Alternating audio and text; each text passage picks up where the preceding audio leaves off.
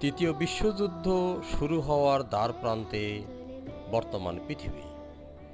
যদি আমেরিকা ইরানে আক্রমণ করেই বসে, তাহলে নিশ্চিত জেনে রাখুন তৃতীয় বিশ্বযুদ্ধ হবেই হবে। তাহলে বাংলাদেশ কি করবে?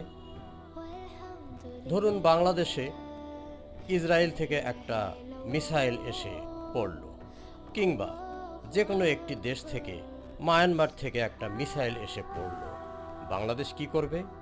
জবাব দেওয়ার কোনো উপায় আছে? একটা ব্যালিস্টিক মিসাইলের জবাব ব্যালিস্টিক মিসাইল দিয়েই দিতে হবে। কিন্তু বাংলাদেশের কি ব্যালিস্টিক মিসাইল আছে? আমরা কি তৈরি করতে পেরেছি গত ৫৫ বছরে একটি ব্যালিস্টিক মিসাইল কিংবা একটি ছোট্ট মিসাইল? পারিনি।